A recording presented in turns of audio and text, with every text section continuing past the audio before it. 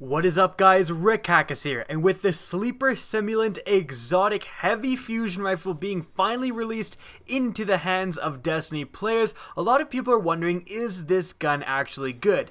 Now if you want to know how to get the Sleeper Simulant, firstly I'm going to link part 1 and part 2 of how to get that gun in the description of that video, so obviously click those if you're interested in actually acquiring your own Sleeper Simulant. But to figure out whether this gun is good, I took it into the raid and we're going to be analyzing what this gun did, how much damage it actually did against the different raid bosses, and whether or not it's actually worth using over other alternatives. Now it should be noted that through this entire run of the raid, I was using my 310 Ruin Wings, so I had a very consistent supply of heavy ammo. If you're not playing a Titan and you don't have the Ruin Wings, you could find some trouble in actually acquiring ammo for your Sleeper Simulant. Now let's start off with the first boss, the Warpriest. Now during this fight, the Sleeper was able to do 17,000 damage for a headshot. So land all 3 shots in the head and you're looking at 51,000 damage, and that is not including a tether or weapons of light. Now for this fight, my sniper rifle, which is a high damage Omelon sniper rifle, it's doing the same damage as a 1,000-yard stare, was doing almost 9,000 damage for a basic headshot with no other multipliers like no tether, no weapons of light. So the Sleeper Simulant was doing about double the damage as this sniper rifle. Now let's move on to the next boss, Golgoroth. Now for Golgoroth, the Sleeper Simulant was able to do 98,000 damage to his crit with weapons of light active.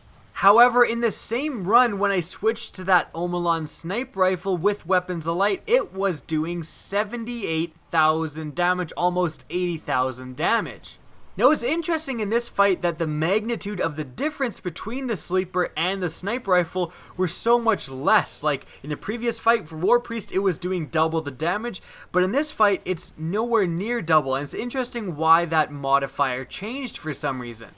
In any event, let's move on to the next boss encounter, the Deathsingers. We absolutely melted the Deathsingers, and the Sleeper Simulant was doing 35,000 damage for a headshot. The sniper again was doing about half that at 19,000 damage. So it looks like for this boss fight, we're back to the Warpriest level differentiation between these two weapons. Now lastly, we have Big Daddy Oryx, and remember that for this fight, critical multipliers are turned off. You're just going to be doing base, essentially body shot damage. The Sleeper Simulant was capable of an impressive 18,000 damage on Oryx's stomach. Now the sniper rifle on Oryx's stomach crit was doing a much sadder, only 4,600 damage. Now these numbers are with weapons of light active for both of them. So I can say with confidence that the Sleeper Simulant is absolutely unparalleled in this Oryx encounter for dealing damage as quickly as possible. A single shot deals as much damage as essentially most sniper rifles' full magazine. And this is extremely important because for Oryx, you have to get so much damage at him so quickly. You want to make him stun as quickly as possible. You want to kill him as quickly as possible. So you don't really want to be sitting there shooting shot after shot after shot. You want that first shot, that first initial damage to be as high as possible. And that's where the Sleeper Simulant is amazing. Now with that being said, the Sleeper Simulant is nowhere as good as it is in the Oryx fight when compared with the other encounters. Doing double the damage of a sniper rifle, don't get me wrong, that is amazing, but it is a heavy. It's running quite low on ammo constantly. Sometimes you might not even have heavy ammo available to even utilize your Sleeper. It's got to charge up for each shot as well, so your damage per second goes down the longer the time of the engagement is. A sniper rifle is going to be able to empty all 4 rounds, usually if you're using a higher damaging sniper rifle, it's 4 rounds of its magazine and reload quicker. So realistically and objectively, with no bias, I would have to say that it's probably simply better to keep running your Black Spindle for the first initial boss fights of the raid. Now with that being said, there's quite a lot of factors that go into the Sleeper Simulant's favor.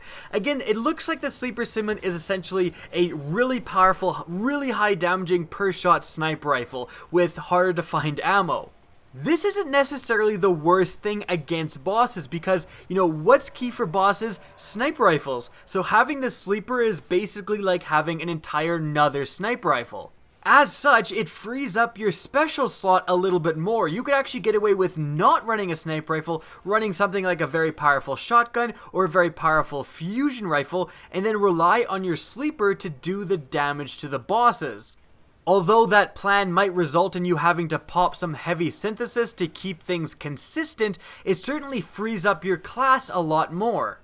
It's also not the worst thing in the world to use these two things in tandem, the Sleeper and a powerful legendary sniper. Being able to empty all 3 rounds of a magazine of a Sleeper onto a boss, and then quickly switch to your sniper and continue damaging the boss through that, your DPS is going to be very, very good. So is the Sleeper Simulant the be-all and end-all Gjallarhorn replacement that it was rumored to be? Well, frankly, no. However, that doesn't make it a bad weapon at all. The damage potential, especially on bosses while using the Sleeper, is out of this world. It'll simply go into your arsenal as yet another extremely powerful sniper. And frankly, when it comes to a lot of the boss encounters in Taken King, especially the raid, 2 snipers are better than 1. I hope you guys enjoyed this video. If you did, please remember to rate and share this video. It really helps me out. And if you enjoyed this video and want to see more Destiny content similar to this, don't be afraid to slap that subscribe button. Now, if you want to get in touch with me, the best way is on Twitter. That's going to be linked in the description of this video, as is my Twitch channel, which you can follow as well. Again, I hope you enjoyed the video, and as always, have a good day.